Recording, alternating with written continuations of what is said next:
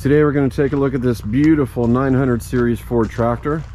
This is technically a Ford 960-1. Here's a chart I made up to help decipher these 3-digit model numbers. In this case, the 9 indicates a high clearance row crop type, 172 cubic inch gas or liquid propane engine. The 6 indicates a 5-speed transmission with a live 3-point lift and a live PTO. The 0 indicates all of these 100 series tractors made between 1954 and 1957. And the -1 indicates a factory tricycle configuration with a single front wheel. A couple things of note here. The dash is actually a number 1 laying on its side. And then the number 1 over here is upside down. And that was done intentionally to denote the factory front single wheel.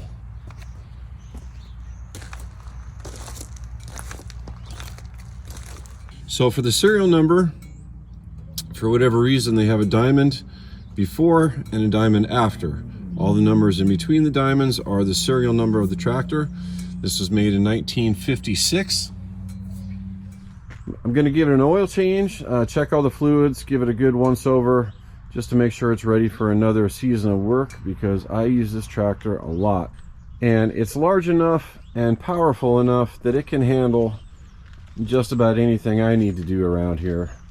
Of course, I leave the brush hog hooked to it most of the time to mow my fields. But the tractor's rated somewhere between 40 and 46 horsepower.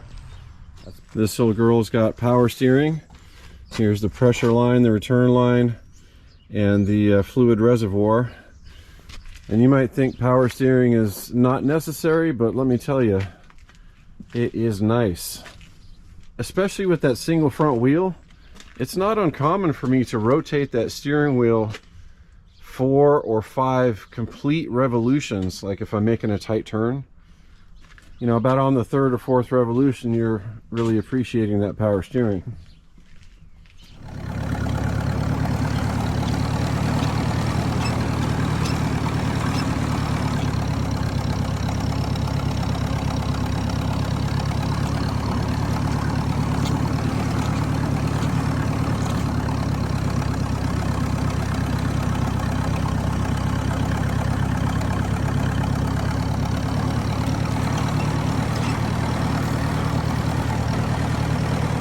I think I got this on eBay a year and a half ago or so. It's for the basically the 100 series tractors from 55 to 60, and it is very comprehensive. It's probably one of the best tractor manuals that I've ever seen. So that was definitely a good purchase.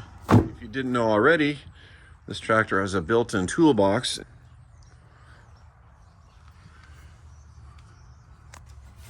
Right back there. It isn't very large. This one happens to have a PTO cap in there that I never use. It's kind of a discreet location for a toolbox. It's not something that really jumps out at you. And it's not very large either, but it is plenty large to put common tools and stuff in there. This tractor came from the factory with 28s on the back. But at some point, somebody's actually installed 38s on this. And it's got the Ford fenders on both sides. This has been converted to 12 volt. So it's got a 12 volt coil with an internal resistor. Of course, it's got a 12 volt battery.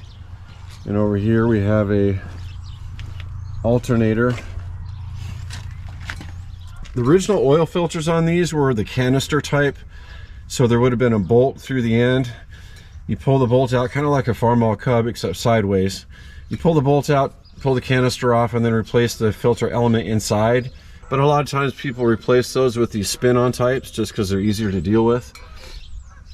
I'll show you when we get the oil filter off, but this plate right here is part of the adapter. And this happens to be a Napa filter 1775. I already looked it up. It's 14 bucks, so we can handle that. You can see how tall the tractor is with these 38s. And it's about 30 inches from the ground. So even though I'm a tall guy, that's a long way to try to step up. But I made my own step a while back, and it's only 18 inches off the ground, so that gives me an intermediate step up. Let me climb up here for a minute.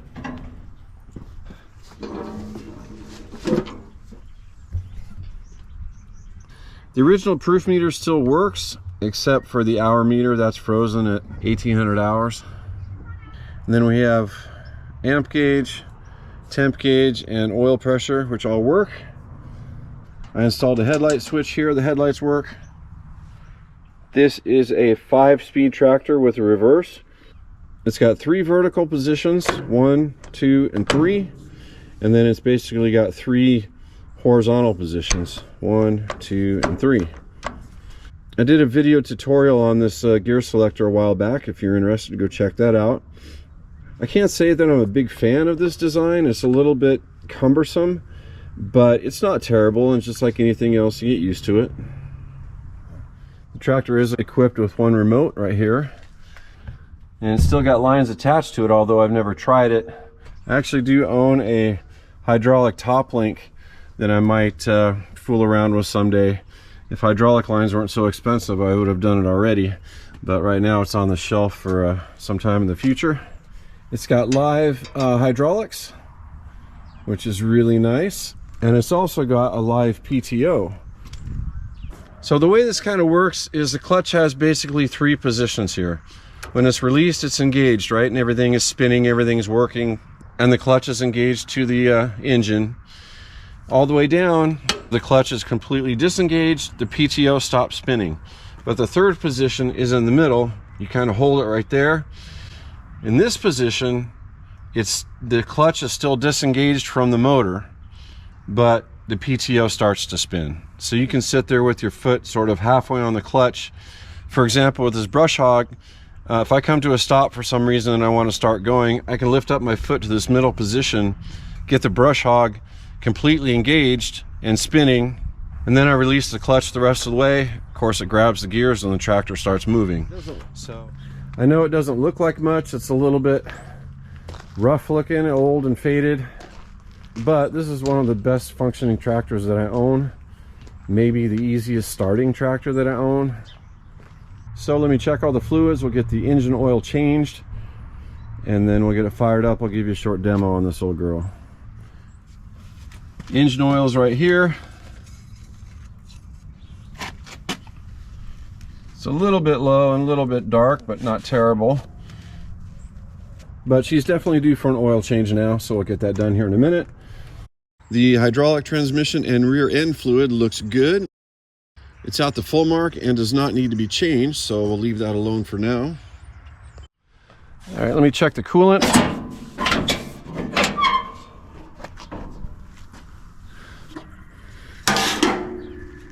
I don't know if you can see the level of the coolant or not, but it is at a perfect full level, so that's good.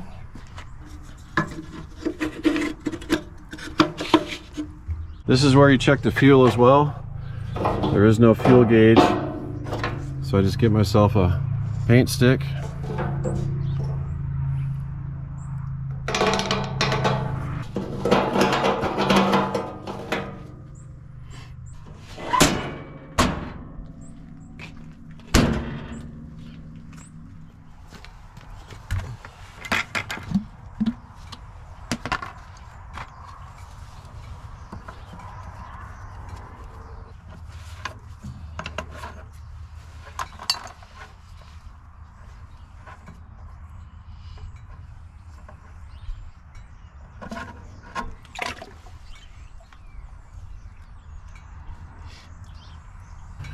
That plug is broken off on that corner there for some reason, but there's still enough left I can get a wrench around it, so I guess that's okay.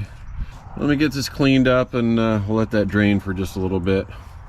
So there's a screen sort of incorporated with this large plug here, and there's also a gasket that goes on right there. pretty decent condition, so I don't think it's worthwhile for me to make my own replacement gasket for this. We'll just reuse this one more time.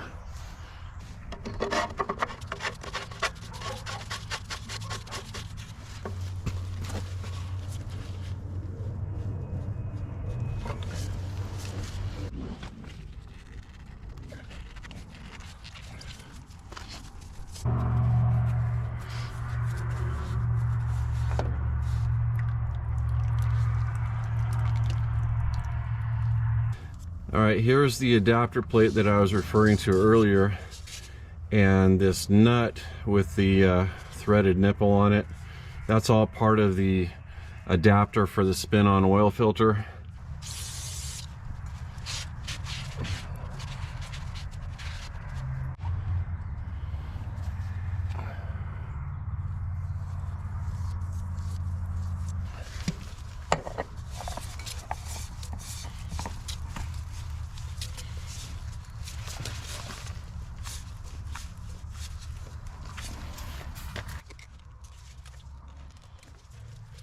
Okay, that should be good.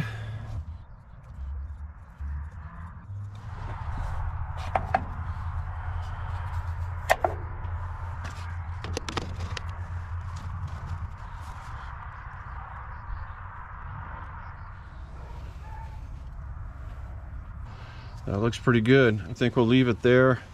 I'll get it started. We'll check it again after it runs for a couple minutes just to be sure.